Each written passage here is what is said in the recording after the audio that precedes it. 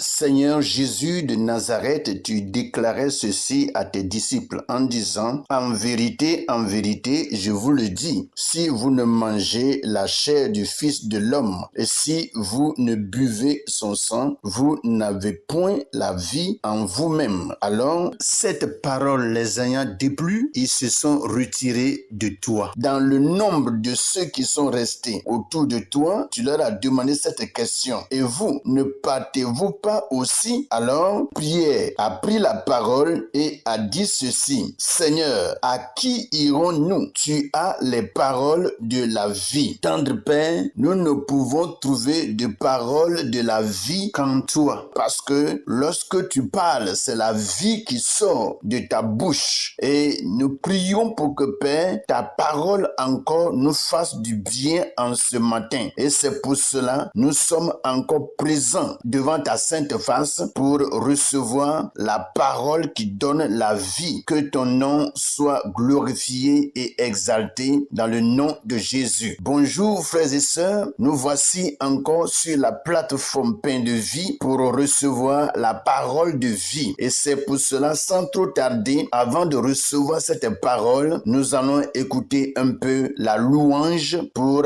rafraîchir notre esprit et semer la joie dans notre cœur. Soyez bénis et c'est parti.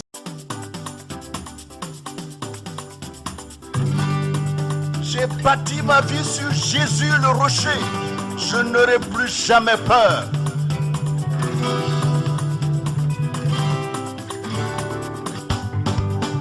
J'ai bâti sur le rocher. Quand viendra la tempête, ma maison résistera. Ma maison est en Jésus. J'ai bâti sur le rocher. Quand viendra la tempête, ma maison résistera. Ma maison est en Jésus. Oh, j'ai bâti sur le rocher. Quand viendra la tempête, ma maison résistera. Ma maison est en Jésus. La pluie et le vent souffleront. Satan se déchaînera. Mais ma maison est en Jésus. Je n'aurai jamais peur. La pluie et le vent souffleront. Satan se déchaînera. Mais ma maison est en Jésus. Je n'aurai jamais peur. La pluie et le vent souffleront. Satan se déchaînera. Mais ma maison est en Jésus. Je n'aurai jamais peur. Je n'aurai jamais peur. Je n'aurai jamais peur. Je n'aurai jamais peur. Je n'aurai jamais peur. Oui, voilà, après cette merveilleuse chanson que Dieu nous donne par l'inspiration qui vient vraiment de sa parole, j'ai bâti sur le rocher et quand viendra la tempête, ma maison résistera. Ma maison est en Jésus et je n'aurai jamais peur. Sans trop tarder, nous allons passer à la parole du jour et notre passage du jour est aujourd'hui dans le livre de Ecclésiaste, chapitre 3, à partir du verset 13 au verset 15. Et je lis rapidement la version Louis II. Il est écrit, mais que si un homme mange et boit et jouit du bien-être au milieu de tout son travail, c'est là un don de Dieu. J'ai reconnu que tout ce que Dieu fait durera toujours, qu'il n'y a rien à y ajouter et rien à en retrancher, et que Dieu agit ainsi afin qu'on le craigne. Ce qui est déjà été et ce qui sera a déjà été. Et Dieu ramène ce qui est passé. Voici ce que Louis II nous dit. Nous allons porter nos regards rapidement sur la version français courant pour lire le même passage, Ecclésiaste chapitre 3, à partir du verset 13 au verset 15. Il est écrit: lorsqu'un homme mange, boit et jouit des résultats de son travail, c'est un don de Dieu. J'ai compris que tout ce que Dieu fait existe pour toujours. Il n'y a rien à y ajouter ni rien à en retrancher. Dieu agit de telle sorte que les hommes reconnaissent son autorité. Ce qui arrive maintenant comme ce qui arrivera plus tard, c'est déjà produit dans le passé. Dieu fait que les événements se répètent. Que le Seigneur nous bénisse. Voici ce que le français courant nous dit. Nous allons profiter de ces deux versions et commencer notre méditation du jour en retournant vers la version Louis II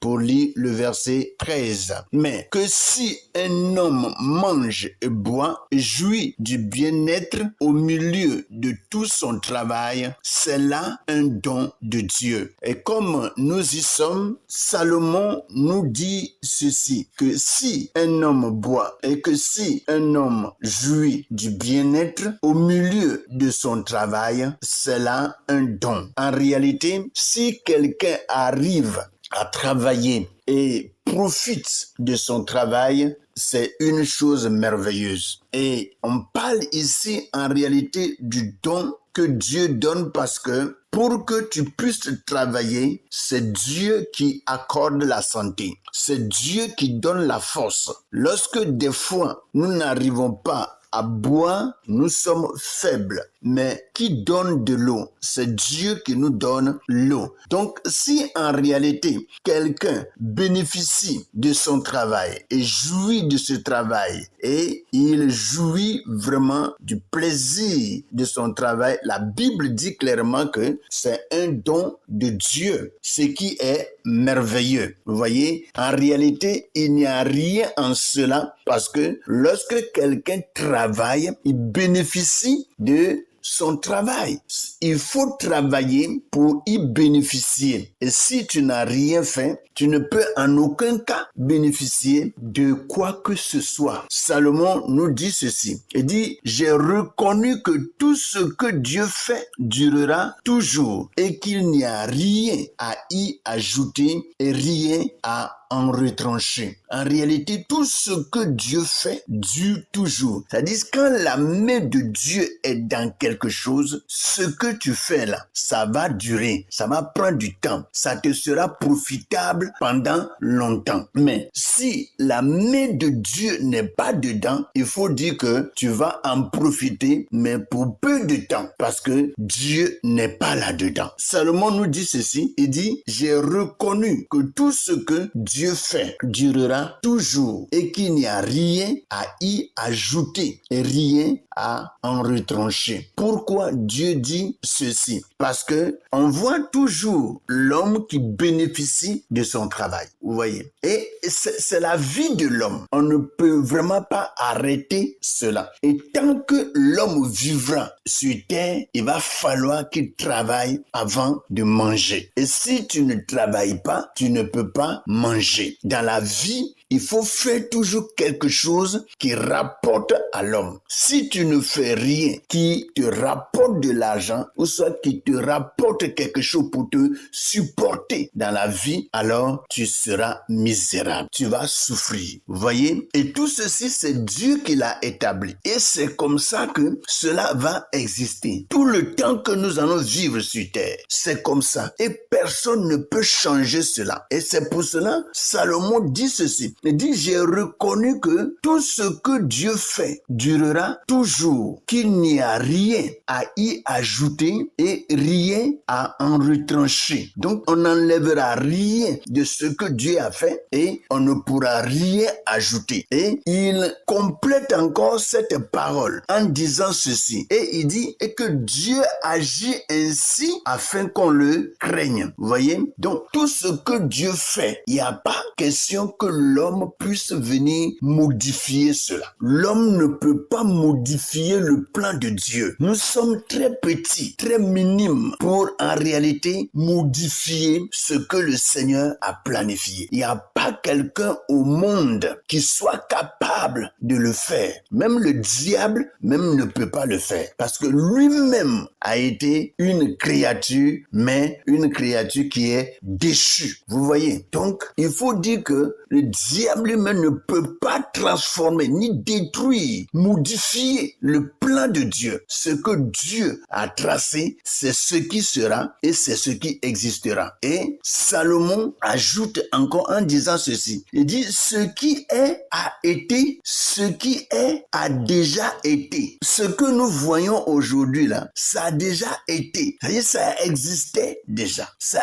existait déjà. Il dit, ce qui est a déjà été. Et ce qui sera a déjà été. Ça veut dire que, en réalité, il n'y a rien qui soit nouveau dans ce monde. Tout ce que nous voyons des fois nouveau, Dieu, lui, il avait déjà fait ces choses avant, des siècles avant nous. Et c'est pour cela, en réalité, nous devons vraiment, en toutes choses, nous accrocher à Dieu dans tout ce que nous faisons et dans tout ce que nous disons. Nous n'avons rien créé ici-bas. Tout ce que nous voyons sur terre n'est qu'une découverte. C'est Dieu qui a déjà placé ces choses. Et l'homme n'a rien créé. Vous voyez? Et c'est pour cela, en toutes choses, nous devons remercier le Seigneur pour les découvertes que nous avons ici-bas. C'est des découvertes qu'on fait. Nous ne créons rien. Tout ce qu'on dit aujourd'hui, bon, on a créé. Même quand on veut parler de téléphone, on veut parler de l'électricité, on veut parler de tout ce qu'on voit aujourd'hui. Faut dire que c'est des choses qui ont été avant nous. C'est des choses qui existaient. Même ce qui va se créer dans l'avenir, Dieu l'a déjà fait. Vous voyez? Donc, tout sort de Dieu. Tout vient de l'Éternel. Parce que tout est dans ses entrailles. Et c'est lui qui donne. Et lorsque lui, il donne, c'est là maintenant que l'homme qui est créé à son image découvre ces choses. Mes frères, ceci pour dire que nous ne sommes pas plus excellents que Dieu. Nous ne sommes pas plus intelligents que Dieu. Il n'y a que Dieu qui soit au-dessus de toute sagesse, de toute intelligence, de toute connaissance. C'est Dieu qui est la source de toutes ces choses. Donc, il n'y a pas question en réalité de hausser les épaules pour croire que nous sommes en train de faire quelque chose d'extraordinaire. Non, c'est Dieu qui a fait ces choses avant nous. Le français courant dit ceci. Mais que si un homme mange et boit et jouit du bien-être au milieu de son travail, c'est là un don de Dieu. C'est là un don de Dieu. Vous voyez? Donc, si en réalité, tu arrives à travailler puis tu jouis de ton travail, c'est un don de Dieu. Et nous devons glorifier le Seigneur dans cela.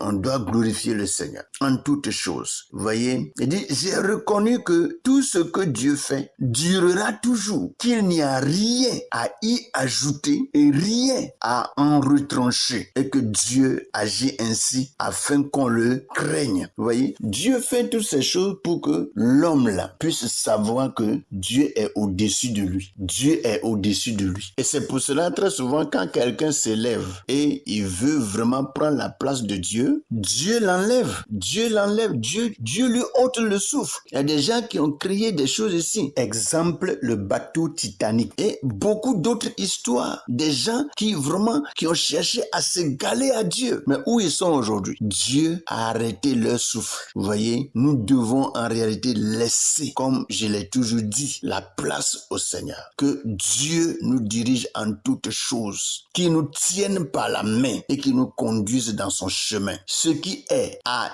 déjà été et ce qui sera a déjà été. Et Dieu ramène ce qui est passé. Faut dire que tout tourne à rond. Ces choses-là reviennent. C'est comme une boucle. Ça tourne. tourne comme la terre tourne à rond autour du soleil. Et c'est comme ça que Dieu a créé toutes choses. Mes frères, craignons le Seigneur, craignons Dieu et sachons en réalité prononcer son nom et sachons des fois parler pour ne pas en réalité rentrer en combat avec Dieu. Parce que nul ne peut combattre avec Dieu et vivre. Ça, sachons-le. Donc, humilions-nous et laissons le Seigneur nous donner la direction. Que le Seigneur nous bénisse, que sa grâce repose sur notre vie et que sa paix soit notre partage. Passez en ce merveilleux jour une bonne et excellente méditation. Que Dieu nous bénisse. Amen.